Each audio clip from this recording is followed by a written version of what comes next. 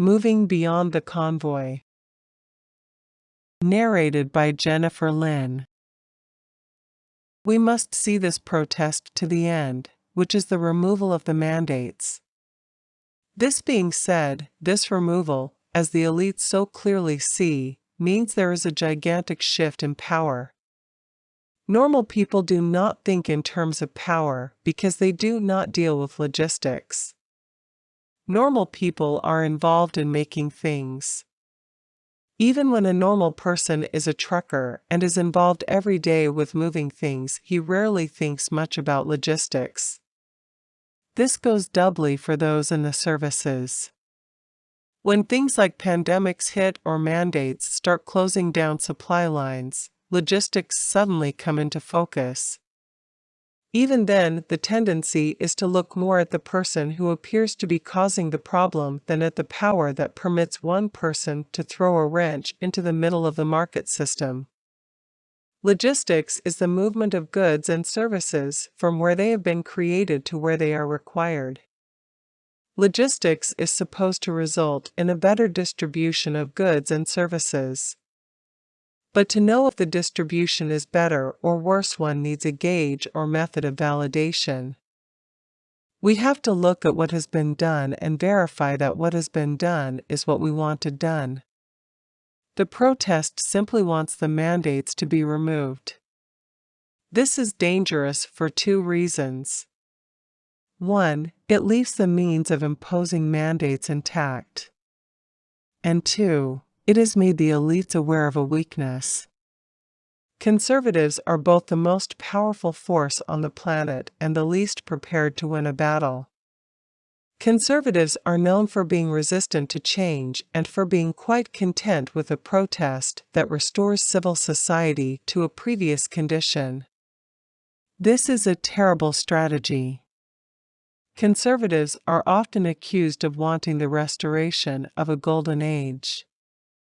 If there was a golden age, how did we end up where we are now, with liberals governing every aspect of our lives? The Convoy protest is not a movement to remove the mandates. It cannot be allowed to remain as this. It's too big, too influential. We have to move beyond the convoy and into the reality of logistics. Truckers travel along roads. The roads lead from supplier to ultimate consumer. This is just the most visible part of the logistical system. Truckers rarely worry about the administration of this vital network. This, they may now realize, is to their detriment. To administrate this system requires a shadow network that provides communication to all of the nodes of the network. This is the command system. The logistics of this system operate on the transmission of power. Commands are units of power.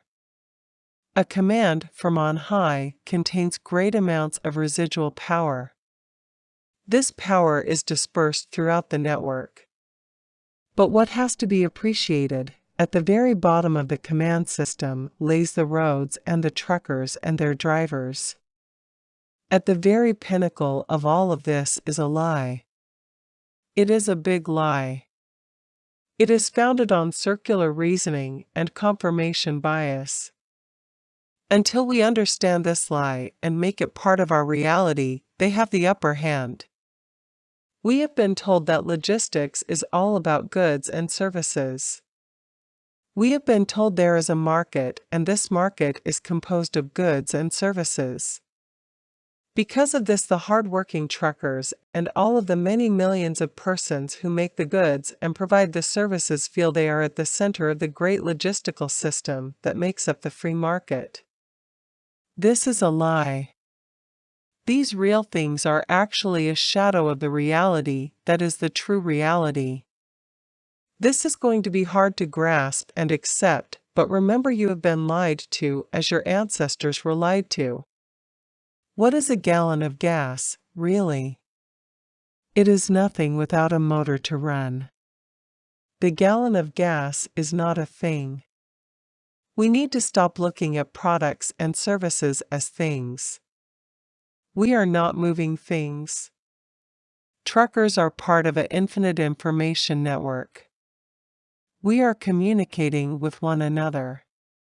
We use roads instead of wires, but logistics is ultimately about the transmission of information. If we do not control the information, we are powerless. Stop thinking you are moving solid, real substances. You are part of the communication network that is reality. The elites know this. They do not carry gas, they communicate in terms of numbers. The logistics of the elites deals with gallons of gas, carried so many miles, at so many dollars per mile. The elites do not care about trucks, contents, commodities, drivers, etc. They care about how many tons of goods got where and at what cost.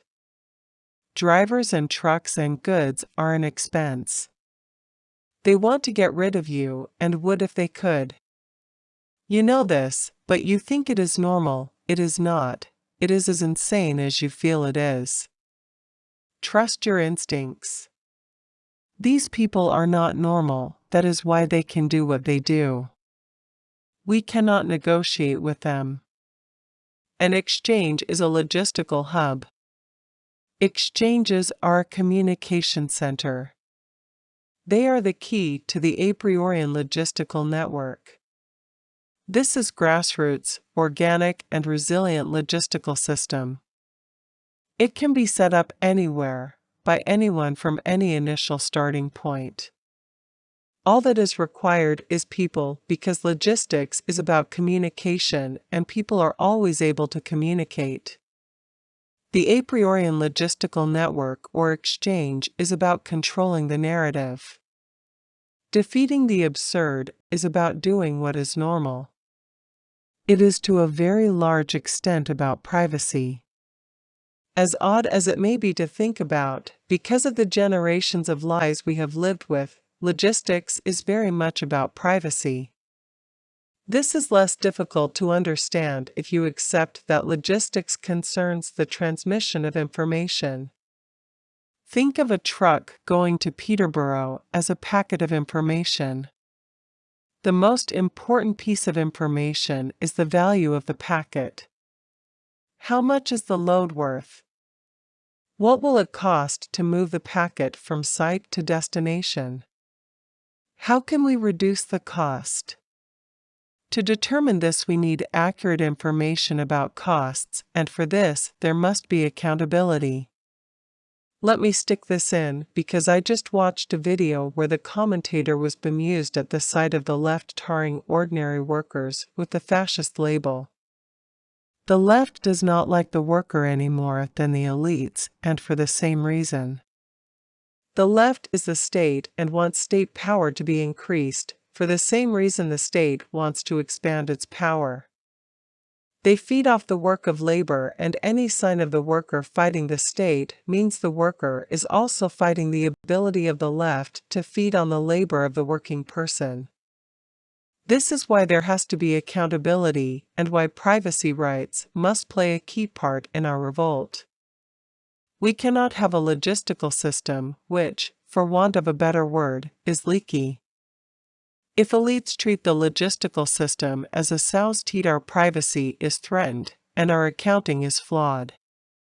Exchanges can be considered an advocacy for privacy rights. To have a right to privacy is to have a right to pass information along a channel without oversight or interference. Why do we not have the right to tell the consumer what a gallon of gas costs, without interruption or interference from the state? Why cannot the producer of gas tell the consumer what a gallon of gas costs, without being contradicted by the state, without being overruled in fact? Why does the state tell us what sort of accounting system we ought to use? Exchanges use cash accounting or two-column record keeping. The state wants us to use double-entry bookkeeping because that permits them to control the information we have access to. People do not understand the system we are in as one of information, nor do they understand logistics as the flow of information and privacy as the right to control and keep pristine the information we are communicating along our social channels. A liability is nothing more than a secondary claim on our channels of communication. If the state can tax us, it can change the value of your property. If the state licenses what property we own and tell us what we can own, then it has negated any right to privacy you think you have. Until conservatives understand the need for privacy and our right to privacy and how this impacts logistics and our ability to communicate with each other, we are and will remain little more than cattle in the slaughterhouse of the state.